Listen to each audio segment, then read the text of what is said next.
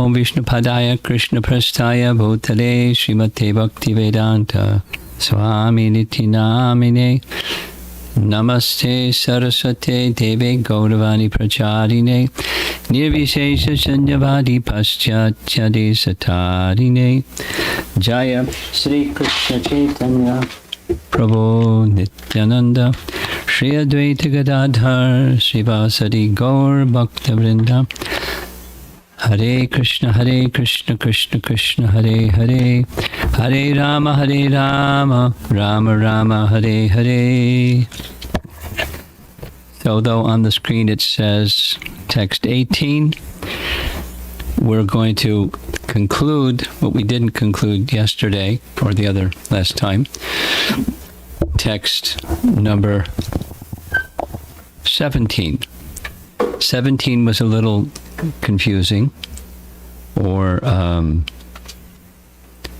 like not so easy to understand, because it appeared that Krishna was advising Uddhava to act like an avaduta. But Uddhava is not an avaduta. Uddhava is a minister in the government in Dwarka, part of the royal family. He's not an avaduta.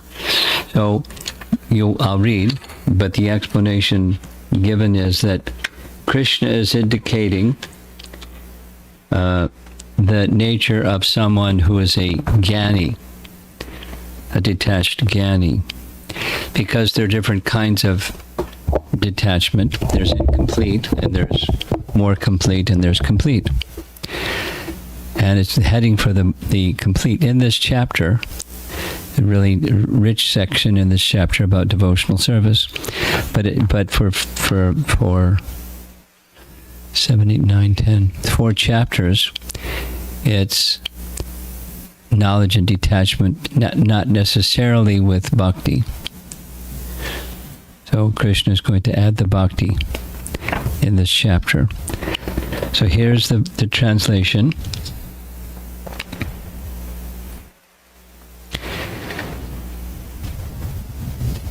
For the purpose of maintaining his body, a liberated sage does not act, speak, and contemplate in terms of material good and bad.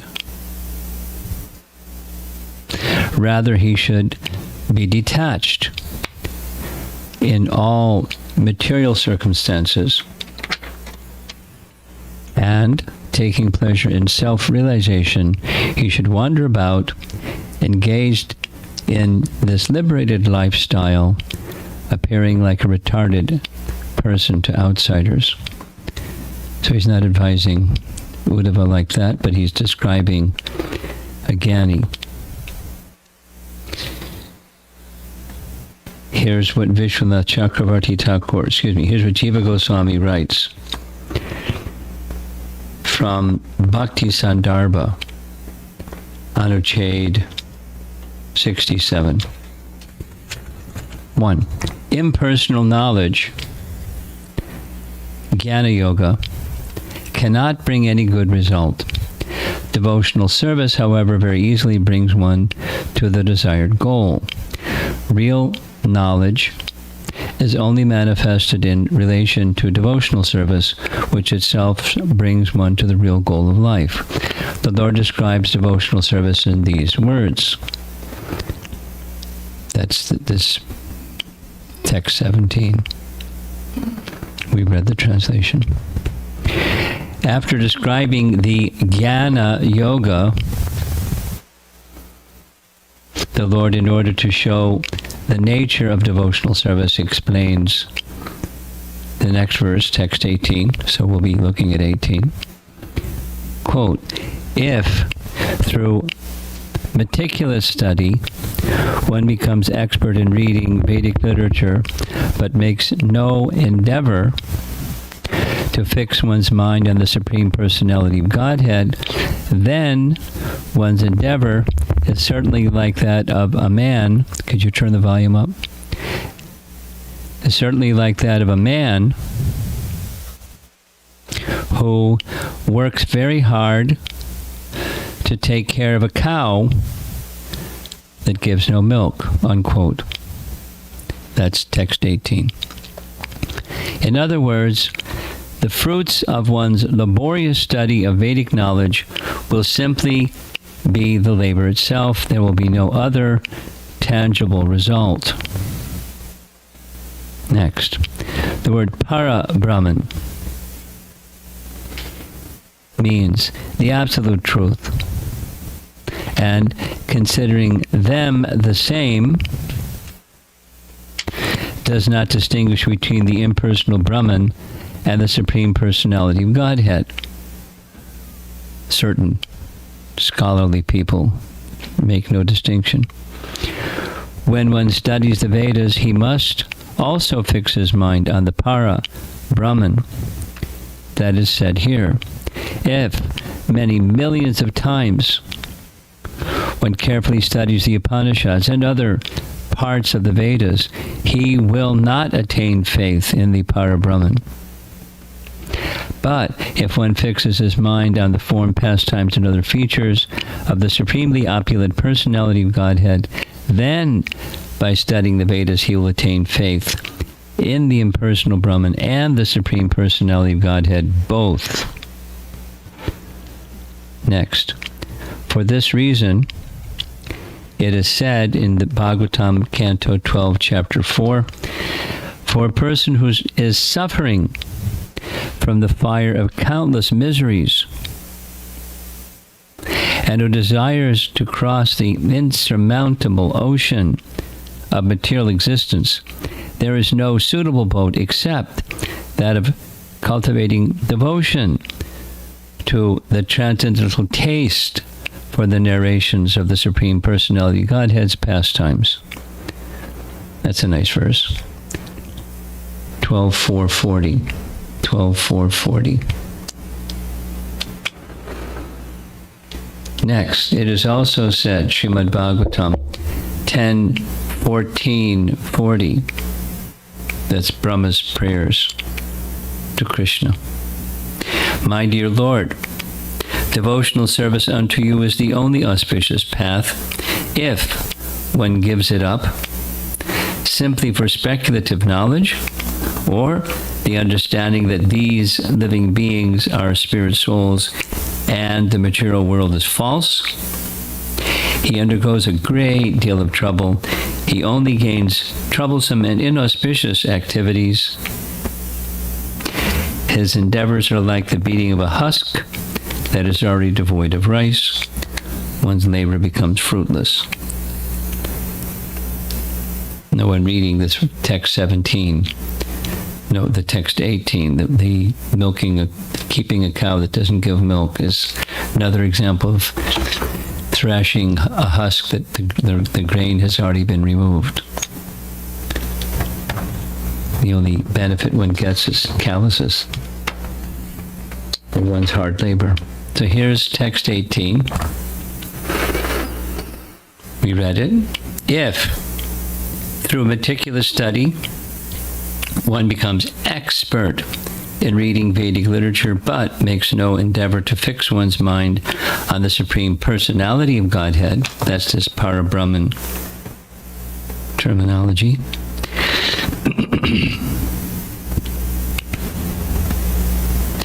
then one's endeavor is certainly like that of a man who works very hard to take care of a cow that gives no milk.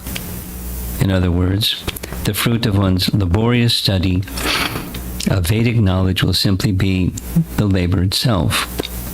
There will be no other tangible result. And Bhaktisiddhanta's translation, if, after thoroughly studying Vedic literature, one makes no endeavor to fix his mind on this, it's the same. Okay, same translation. The BBT purport.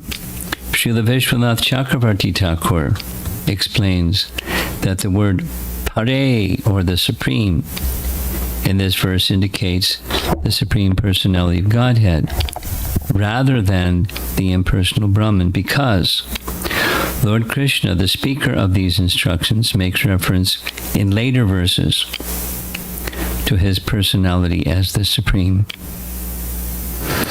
An impersonal interpretation in this case would be Ekadesha Anuvaya Uttara Shlokarta Tat Parya Virodaha,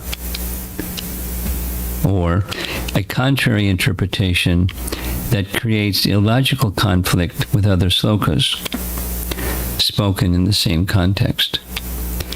Now that's a Sanskrit rule, that to understand something you have to understand it in context, and if you read it otherwise, then it's a flawed interpretation based on this rule.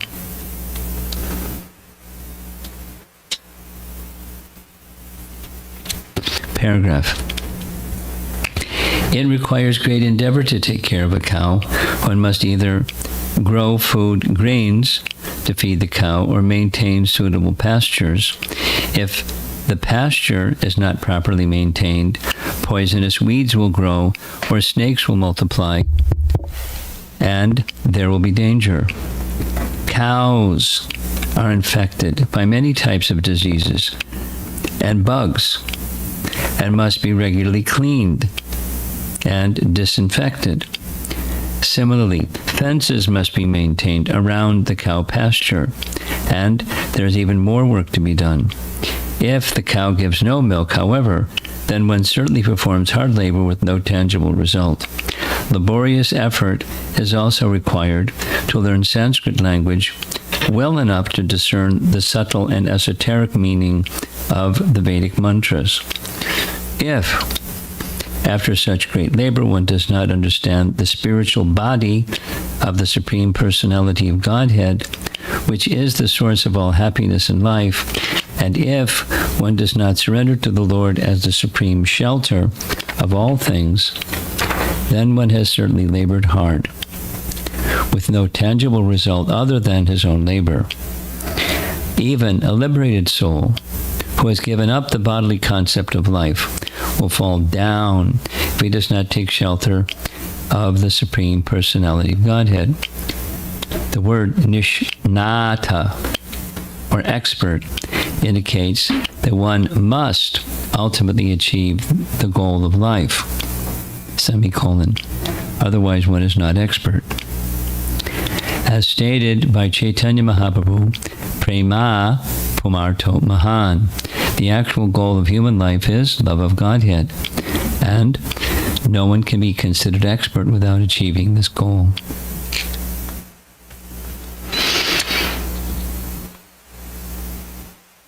And it says the same. Bhaktisiddhanta's purport ends fruitless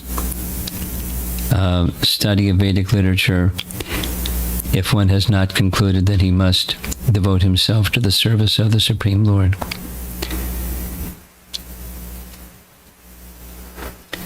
Bhaktisiddhanta's gloss of Vishwanath's commentary. In this verse, the word pare indicates the Supreme Personality of Godhead and not the impersonal Brahman. It will be seen later on that Lord Krishna, the speaker of this verse, repeatedly refers to himself as the Supreme.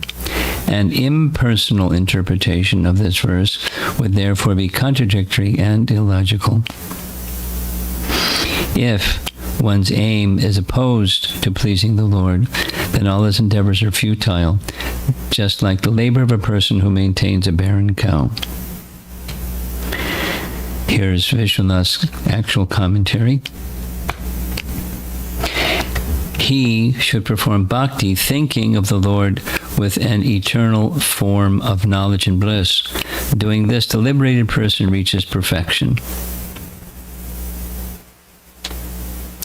Otherwise, he falls.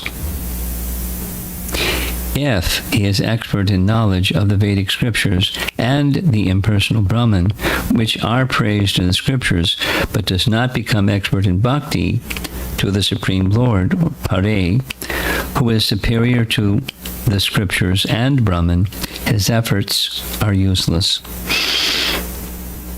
The word nishnata means skillful. Skillfulness in relation to the Lord is thinking of the Lord with bhakti.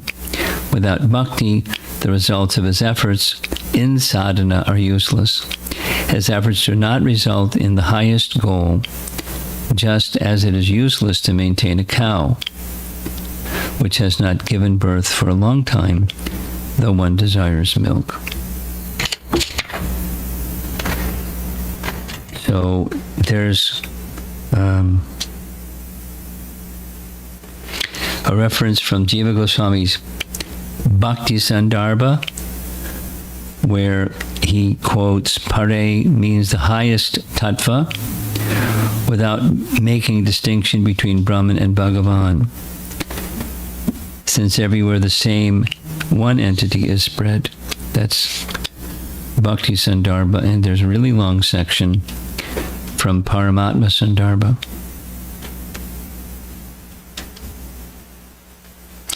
In this way, it is explained that the Supreme Personality of Godhead,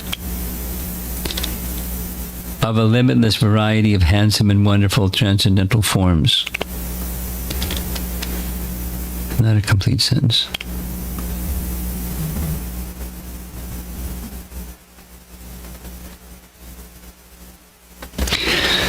This proves that the Supreme has many forms,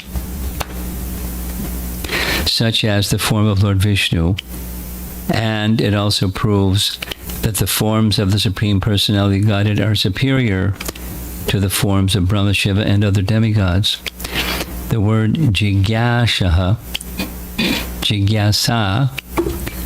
one should inquire, in the beginning of Vedanta Sutra is explained by the word dhimahi, I meditate, in the beginning of Srimad Bhagavatam.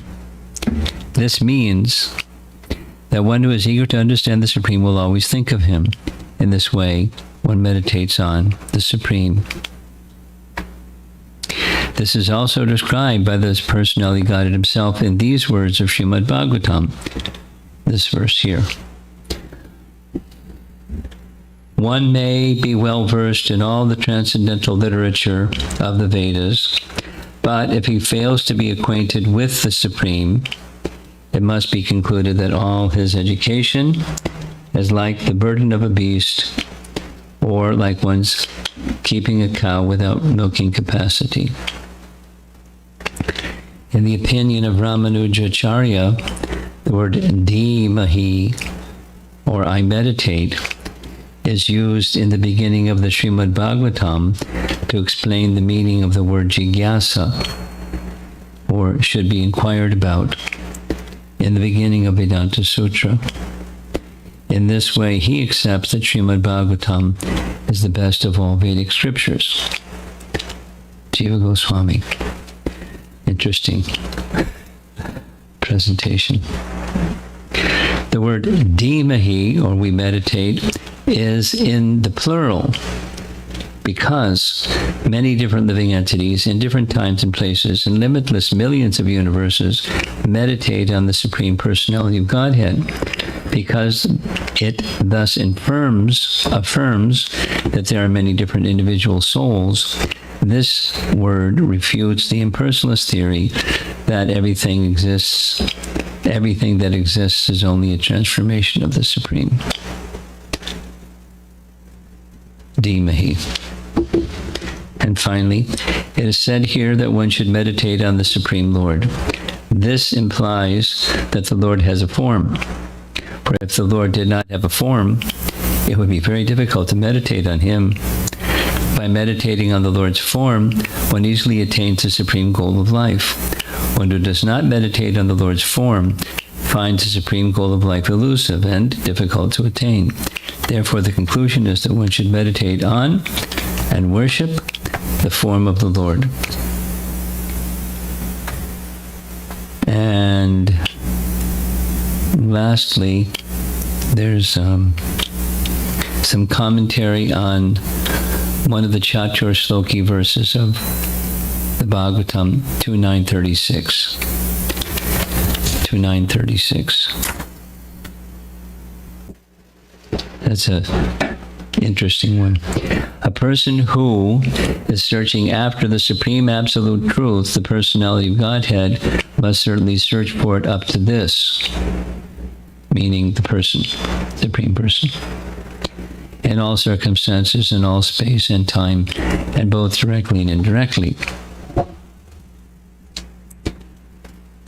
Purport, or part of the purport. Srila Jiva Goswami comments on the words sarvatra sarvada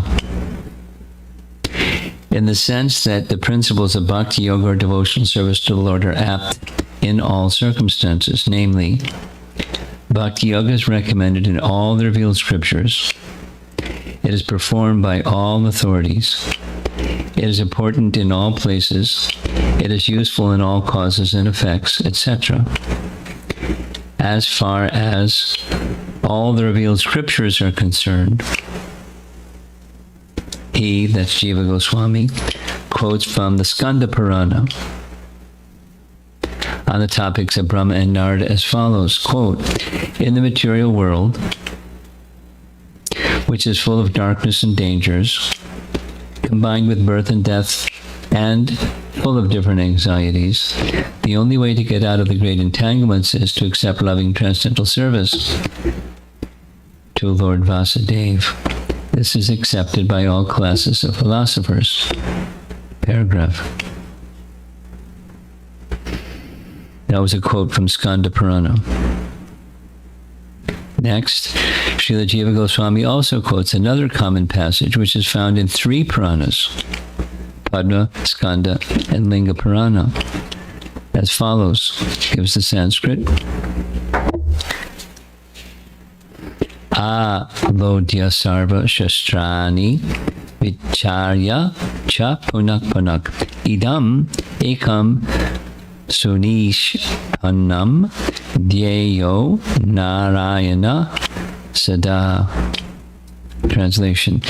By scrutinizingly reviewing all the revealed scriptures and judging them again and again, it is now concluded that Lord Narayana is the Supreme Absolute Truth, and thus He alone should be worshipped. The same truth is indirectly described in the Garuda Purana as follows. Gives the Sanskrit. Even though one may have gone to the other side of the Vedas, and even though one is well versed in all the revealed scriptures, if one is not a devotee of the Supreme Lord, he must be considered the lowest of mankind, unquote. Similarly, this morning's verse says the same thing.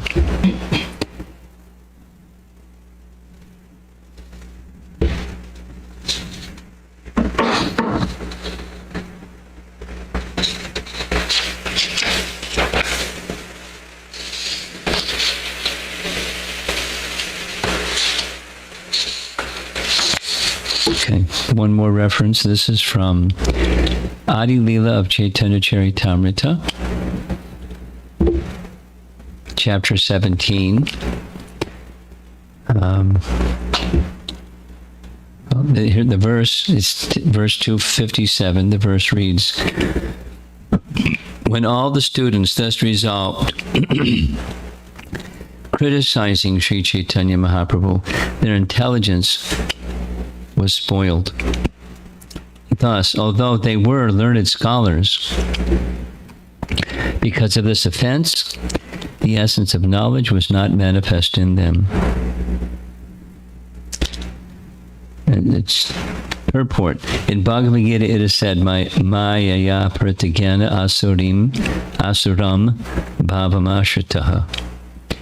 When one becomes inimical to the Supreme Personality of Godhead, adopting an atheistic attitude, asuram bhavam, even if one is a learned scholar, the essence of knowledge does not become manifest in him. In other words, the essence of his knowledge is stolen by the illusory energy of the Lord.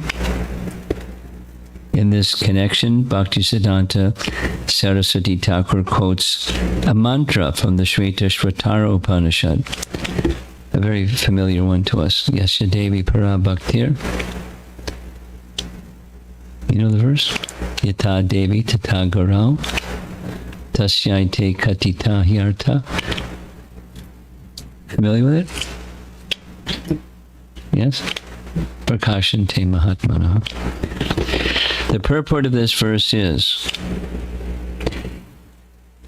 that one who is unflinchingly devoted to the Supreme Personality of Godhead Vishnu and similarly devoted to the spiritual master with no ulterior motive becomes a master of all knowledge. In the heart of such a devotee, the real essence of the Vedic knowledge becomes manifested. This essence is nothing but surrender unto the Supreme Personality of Godhead. Vedaishta Sayarvair Aham Eva Vedya. Only unto one who fully surrenders to the spiritual master, the Supreme Lord, does the essence of Vedic knowledge become manifested, not to anyone else. This same principle is emphasized by Sri Prahlad in Srimad Bhagavatam 7.5.24, another celebrated verse.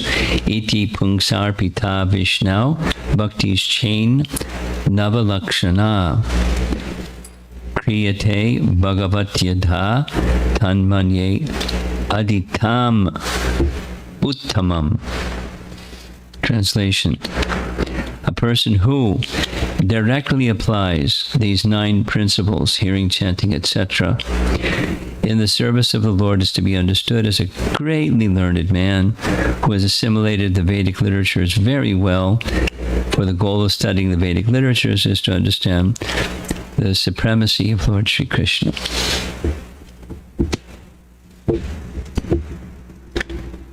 Paragraph. Sridhar Swami confirms in his commentary that first one must surrender to the spiritual master, then the process of devotional service will develop. It is not a fact that only one who diligently pursues an academic career can become a devotee. Even with no academic career, if one has full faith in the spiritual master and the Supreme Personality of Godhead, he develops in spiritual life and real knowledge of the Vedas. The example of Maharaj Katvanga confirms this. One who surrenders is understood to have learned the subject matter of the Vedas very nicely. One who adopts this Vedic process of surrender learns devotional service and is certainly successful. One who is very proud, however, is unable to surrender either to the spiritual master or to the Supreme Personality Godhead. Thus, he cannot understand the essence of any Vedic literature, confirmed in this morning's verse, which declares, you know the verse. Last paragraph. Anyone who does not follow the surrendering process, but is simply interested in an academic career, cannot make any advancement. His profit is only his labor for nothing. If one is expert in studying the Vedas, but does not surrender to a spiritual master or Vishnu, all his cultivation of knowledge is but a waste of time and labor. So that's not a good idea, just waste time and labor. It is a good idea to reach the goal of the Vedas. So it's an easy choice, right? Now here's the illustration for 18. If, through meticulous study, one becomes expert in reading Vedic literature but makes no endeavor to fix one's mind on the Supreme Personality of Godhead, then one's endeavor is certainly like that of a man who works very hard to take care of a cow that gives no milk. In other words, the fruit of one's laborious study of the Vedic knowledge will simply be the labor itself. There'll be no other tangible result.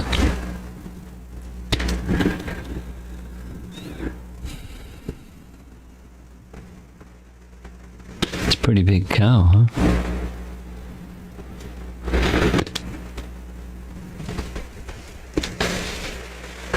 So let's go back a bit and remember or reflect on what's the question that's being asked by Uddhava and the response given by Krishna. Because here we are already in chapter, text 18 of this chapter. So Uddhava, the topic is about liberated and conditioned souls, and how can one soul be eternally liberated and then later eternally conditioned, or vice versa, if eternally means eternally. So the topic is about conditioned and liberated souls, the actual position of the soul in relation to the Supreme Soul, in relation to material nature as well, or Maya Shakti.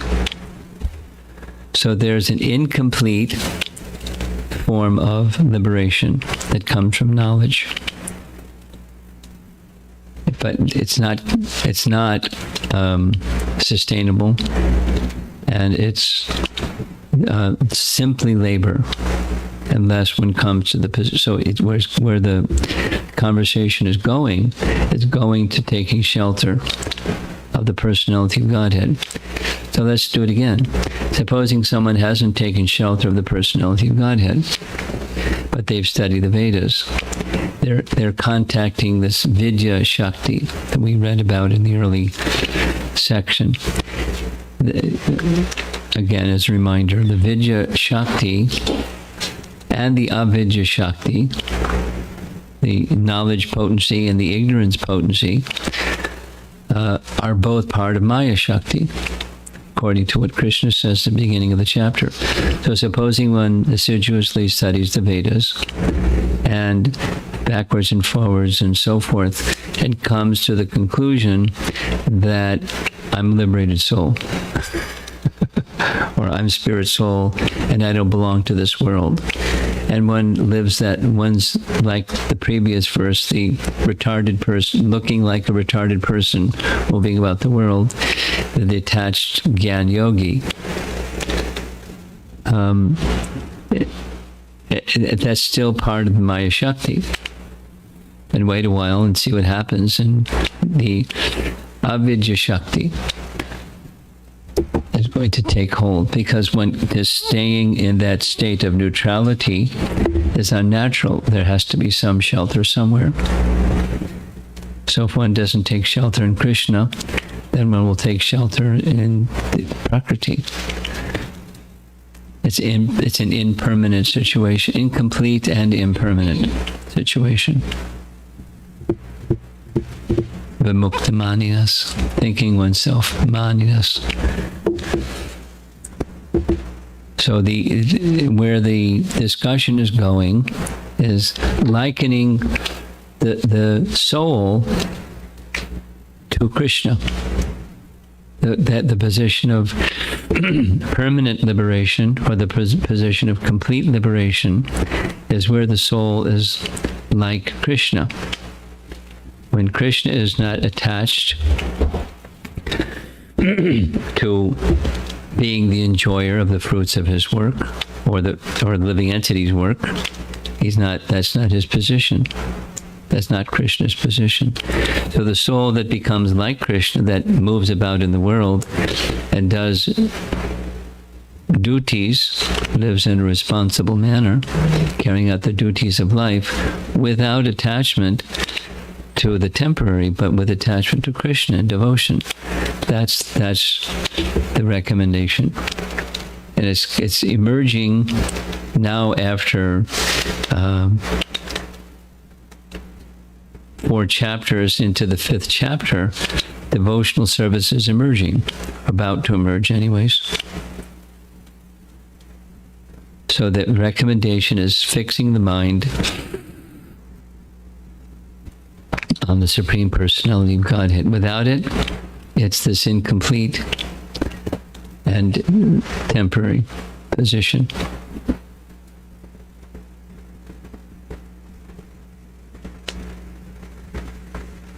It's not, neither is the natural position of the soul.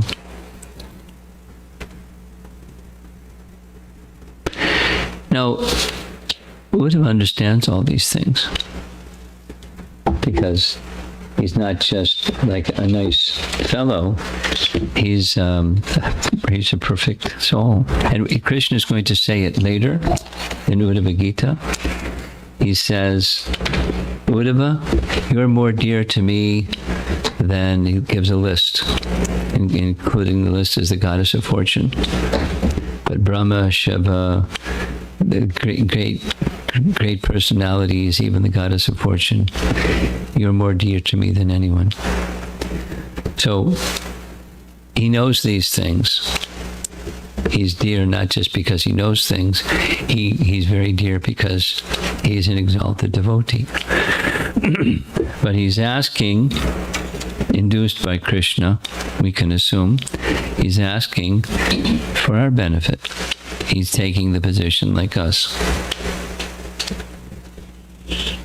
And again, the starting topic from chapter 6 is how to overcome the undue attachment to the temporary, family life, etc.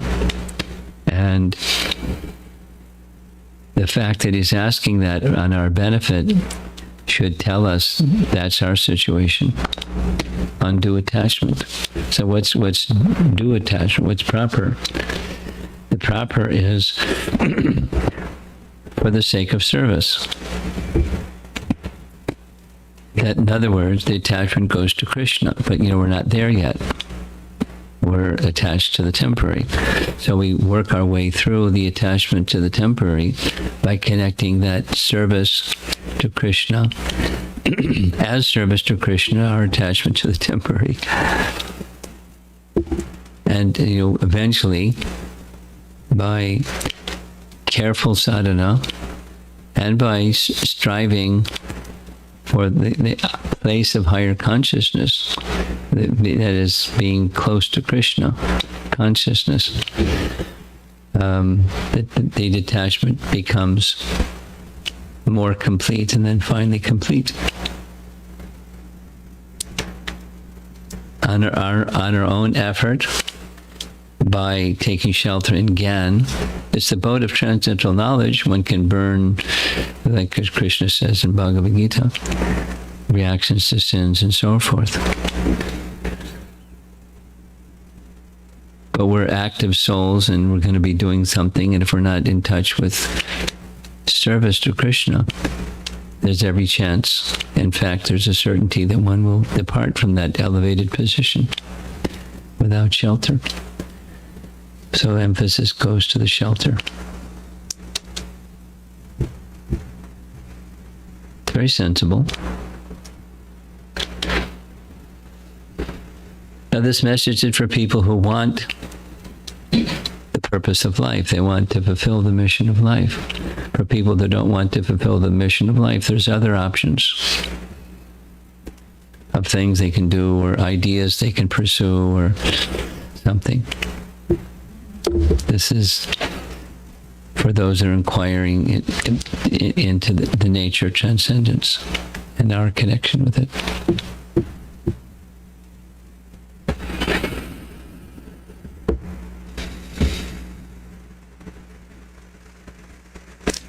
My thoughts are going to the one of the topics from the Festival of Holy Name, this indifference topic. To be the simple summary, to be indifferent towards sense gratification or fruitive activities is incomplete. If there's residual indifference to the personality of Godhead, because in that state of indifference, you could speak of it as a neutrality, not per se rejecting Krishna, but just indifferent to Krishna. How long can you stay in that neutral zone of indifference? There will be some, over time, minimally, if not very quickly, again, attraction to the temporary. Due to long-standing condition, it's very quick. In indifference to the personality of Godhead is at the heart of advancing in bhakti. Now, it's certainly helpful, or you could say there's a reason that there's 4 chapters about knowledge and detachment. It's like, don't go there. The temporary, don't go there. As, seeking happiness there. Don't go there. But I want happiness. Okay, good. Go for happiness in relation to service to Krishna. That's where real happiness is. But, due to indifference towards Krishna, the mind, the intelligence doesn't direct the mind to go there. So the mind doesn't go there. It goes where it wants to go. The distractions of n numbers of things. The mind just keeps flowing to n number of things. And some are more prominent. We stick some time over here and over there.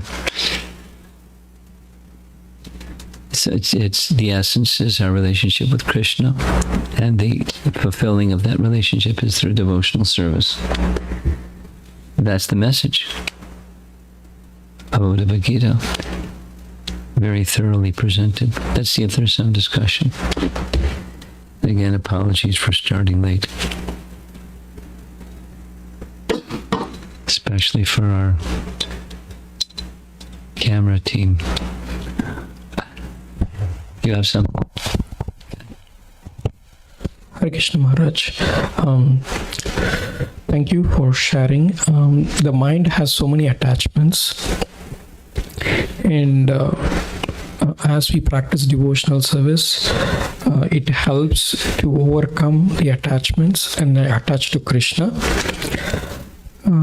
But how this happens, is it through the mercy of the devotees, or because of the sadhana, or it's like personal endeavor?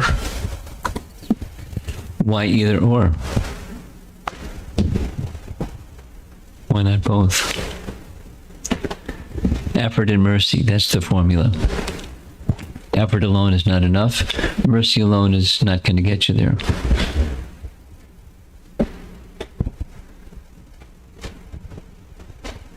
Both. And you can even refine the endeavor. Endeavor for what? And a materially contaminated mind and intelligence is going to have quite a mix, colorful mix of endeavoring. So it requires endeavoring wisely, or endeavoring guided by Guru Sadhu Shastra, and not just in name, but in fact, or from the soul and the heart level. Otherwise, it's going to be a long journey. Okay? Thank you, Maharaj. Thank you. Anyone else? You want to be the microphone runner this morning? Okay. Some service.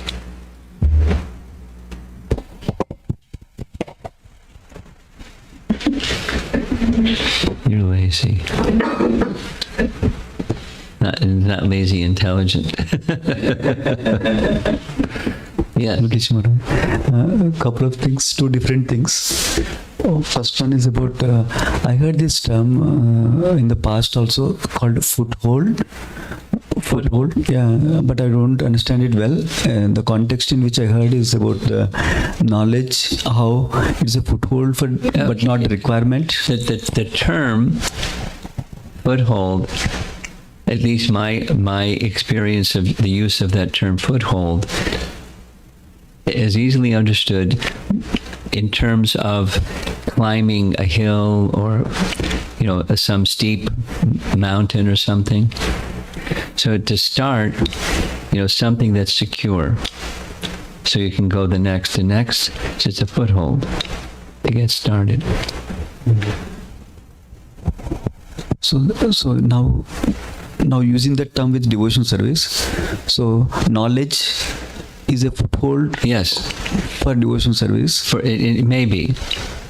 It may not be, but knowledge for knowledge's sake is not a foothold. Knowledge for knowledge's sake is a distraction. But supposing somebody starts bhakti and they don't have a lot of bhakti, they're not in the mood of let me please Krishna. They're in the mood of something else. Like I don't like it here. I want to go to another place. So knowledge may help them at least see that there's another place and make some endeavor for this other place. And it's theoretical, but it's a foothold to point you in the direction and get started. But it's not going to carry you to that place. Bhakti will carry you.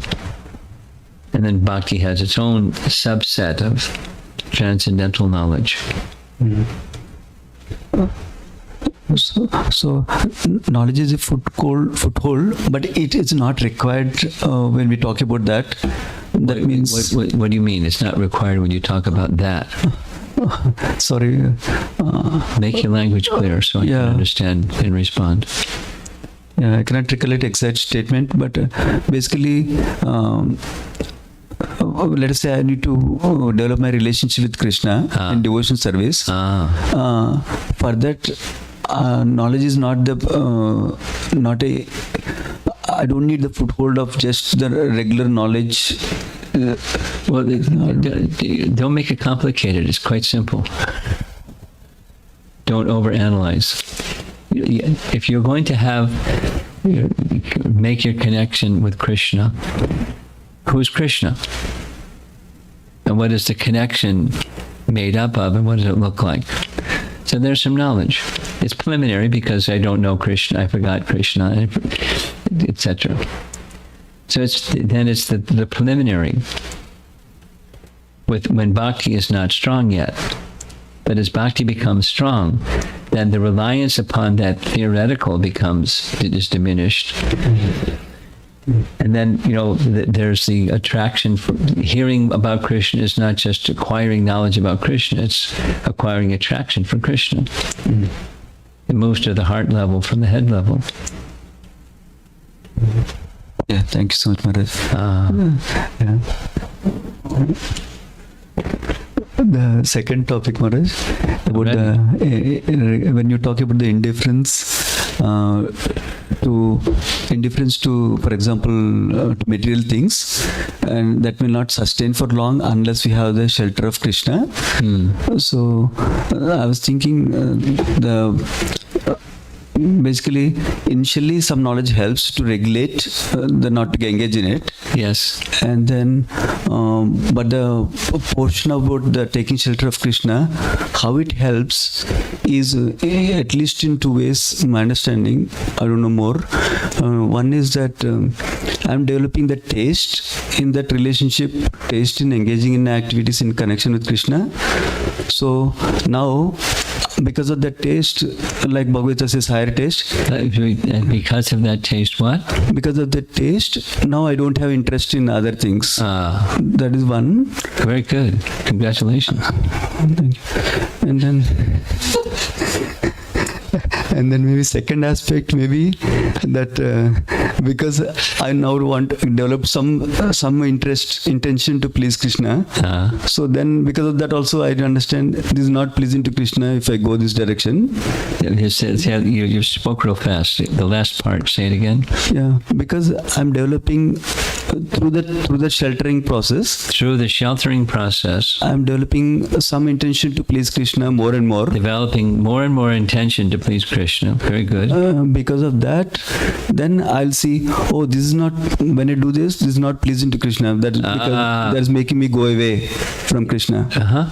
The two aspects. So, but one could see it, but then not act on it if that taste isn't palpable. That's one of the stages of unsteady bhakti. I know that this is not wholesome. I know it's not helpful. I know it's not, going to bring happiness. However, I do it anyways, or I don't do that which is beneficial because my habits are strong. and the taste is not stronger than the habit. And for that remedy, yesterday you described with Tivar Bhakti. Exactly. You listen very carefully. I like it. Very carefully. Your way of asking questions needs a little refinement, but you're listening carefully. Once I understand what it is that you're asking, it's very clear that you're listening carefully. Something else. Do we have something online? Yeah.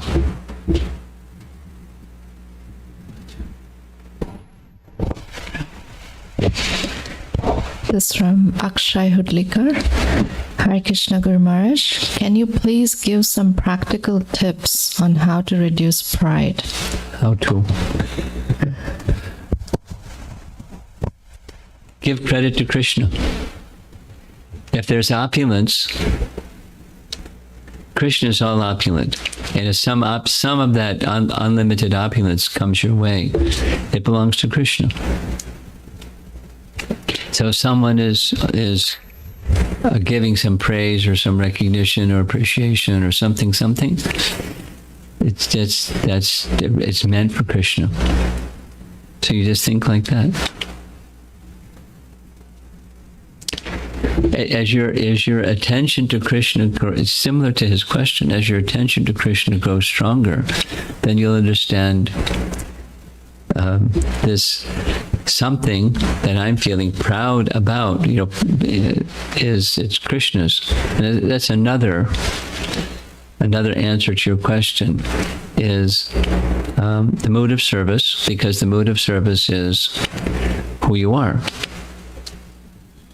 What does that mean? Who you are? Who you are is a tiny fragmental part of Krishna, meant, and who I am were tiny fragmental parts of Krishna meant for Krishna's service.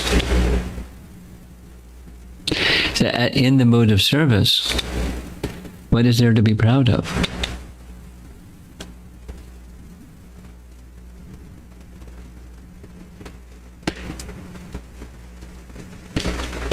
The service means Krishna is great, and I'm meant for serving the great, serving the Supreme.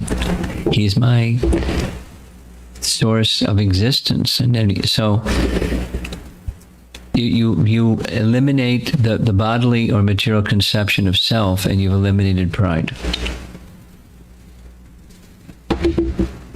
And the way to eliminate the bodily conception of self, the best, is who you are as a servant of Krishna, not just as the theoretical, yes, the foothold part, yes. I'm spirit soul, not this body. That's a foothold. But as spirit soul, what is it that I do? Do I just twinkle, or what do I do? So I serve the Supreme. So is that spiritual conception of self? The pride is in the category of mine, M-I-N-E, and it's resting upon who I am. And if I have the proper understanding of who I am, you've conquered pride.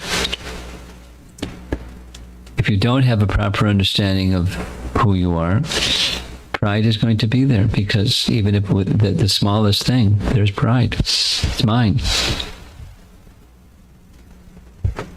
And I'm the enjoyer and proprietor of mine.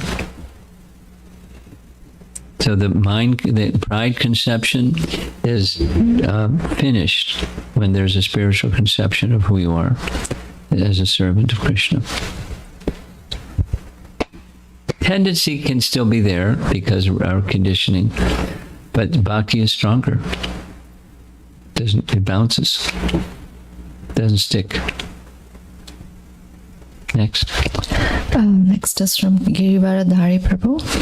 Hare Krishna Guru Maharaj, according to Bhagavad Gita, the Vedas reveal Krishna, but here knowledge of Vedas is being spoken of as waste of time. Is the process... I want to edit the question. Go ahead. Yeah. Is the process to understand... is the process to understand is more important than actual knowledge?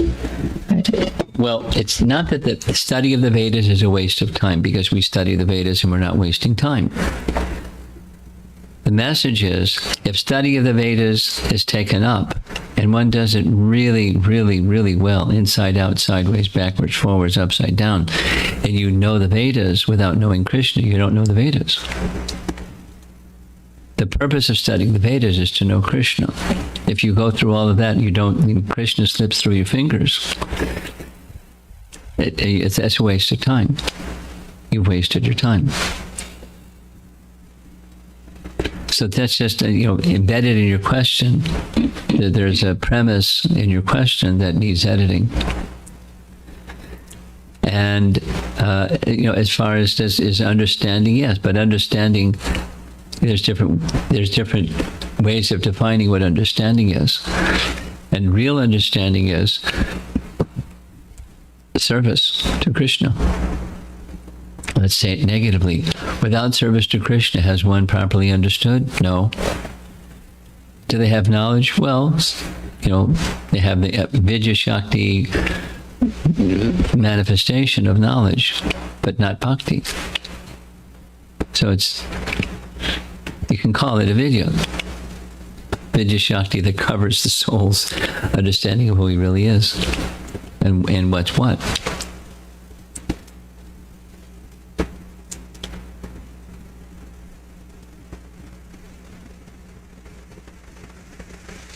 Next. That's it. That's it, yeah. I'm processing something, but I... Anyone else? Something?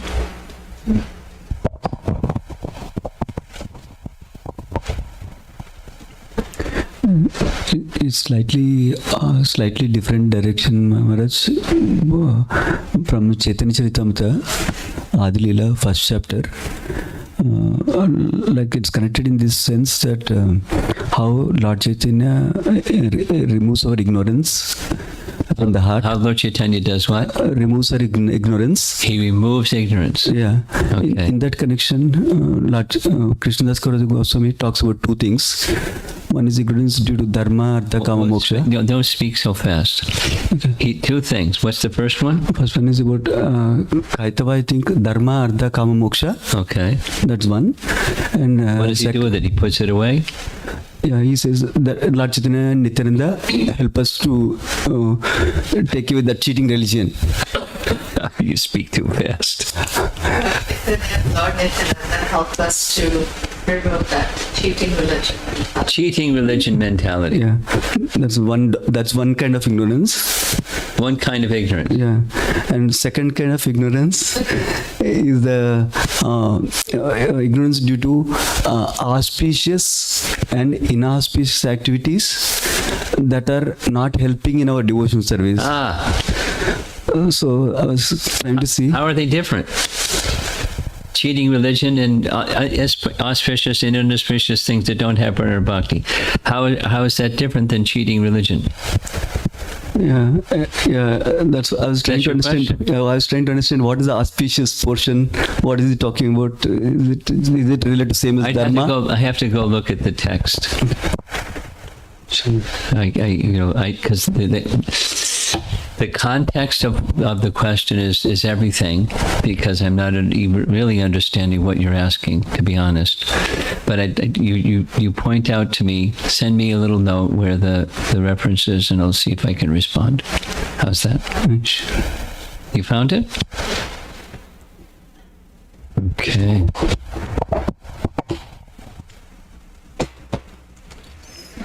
How did you know what it's referring to? It's said in the first chapter. It's the next verse. It's the part talking about The prefix pra in the verse from Srimad Bhagavatam, that I think that's Parojita Kaitavotra. And the prefix pra indicates that the desire for liberation is completely rejected. Yes, that's it? Next was Okay, I'm getting there.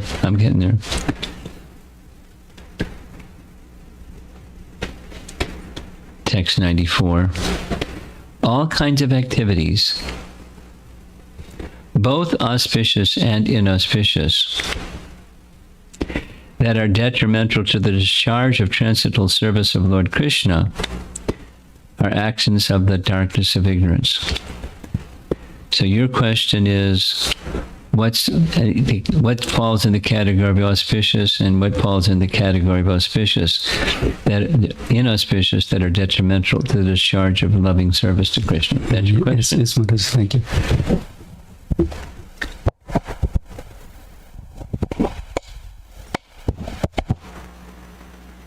That's not in the purport. Okay. Living entities must get free from these superfluous coverings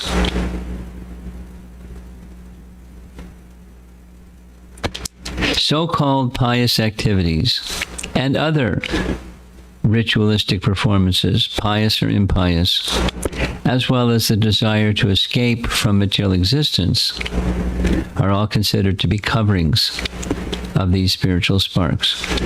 So, the aspiration for liberation.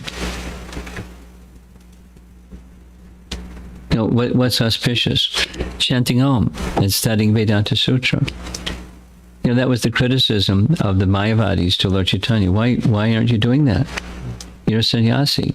You're supposed to be doing the auspicious things. Instead, you're going out with common people and singing and dancing.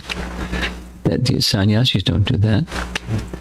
So why don't you do the auspicious things? Chanting Om and studying Vedanta Sutra and understanding Brahman. Okay? Got it? Yes. Okay. You have your thing processed or tomorrow? Tomorrow. How about you, Vaishnav? You got something? No? Okay. Srila Prabhupada Ki Jai.